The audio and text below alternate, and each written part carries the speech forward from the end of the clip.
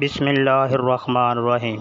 رسول اللہ صلی اللہ علیہ وآلہ وسلم نے صبح کی نماز اندھیرے میں ہی پڑھا دی، پھر سوار ہوئے پھر آپ خیبر کی پہنچ گئے اور وہاں کے یہودیوں کو آپ کے آنے کی اطلاع ہو گئی اور فرمایا اللہ اکبر، خیبر پر بربادی آ گئی۔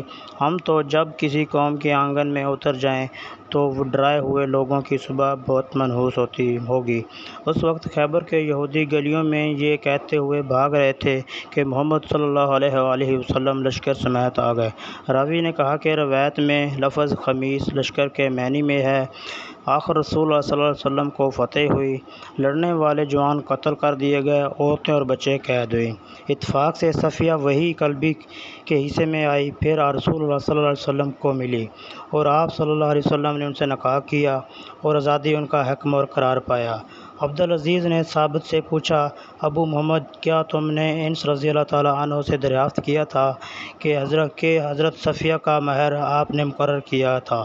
انہوں نے جواب دیا کہ خود انہوں نے ان کے حق مہر دیا تھا کہ ابو محمد اس پر مسکرا دیے۔ حضرت عمر رضی اللہ تعالیٰ عنہ غزوہ خندق کے دن کفار کو برا بھلا کہتے ہوئے آئے اور عرض کرنے لگے، یا رسول اللہ صلی اللہ علیہ وسلم، سورج ڈوبنے کو ہے اور میں نے ابھی تک عصر کی نماز نہیں پڑھی۔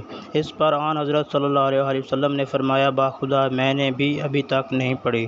انہوں نے بیان کیا کہ پھر آپ بطحان کی طرف گئے جو مدینہ میں ایک میدان تھا اور وضو کر کے آپ نے وہاں سورج غروب ہونے کے بعد عصر کی نماز پڑھی، پھر اس کے بعد نماز مغرب پڑھی۔ نبی کریم صلی اللہ علیہ وآلہ وسلم کھڑے ہوئے اور دوسرے لوگ بھی آپ صلی اللہ علیہ وسلم کی اقتداء میں کھڑے ہوئے۔ حضور صلی اللہ علیہ وآلہ وسلم نے تکبیر کہی تو لوگوں نے بھی تکبیر کہی۔ آپ صلی اللہ علیہ وآلہ وسلم نے رکوع کیا تو لوگوں نے بھی آپ کے ساتھ رکوع اور سجدہ کر لیا تھا۔ وہ کھڑے کھڑے تھے، اپنے بھائیوں کی نگرانی کرتے رہے اور دوسرا گروہ آیا جو اب تک حفاظت کے لیے دشمن کے مقابلے میں کھڑا رہا، بعد میں اس نے بھی رکوع اور سجدے کیے۔ سب لوگ نماز میں تھے لیکن لوگ ایک دوسرے کی حفاظت کر رہے تھے۔ جب جنگ میں لوگ ایک دوسرے سے گھٹ جائیں تو کھڑے کھڑے نماز پڑھ لیں، اور ابن عمر رضی اللہ تعالیٰ عنہ نے نبی کریم صلی اللہ علیہ وآلہ وسلم سے اپنی روایت میں اضافہ اور کیا ہے کہ اگر کافر بہت سارے ہوں کہ مسلمانوں کو دم نہ لینے دیں تو کھڑے کھڑے اور سوار رہ کر جس طور پر بھی ممکن ہو اشاروں سے ہی صحیح مگر نماز پڑھ لیں۔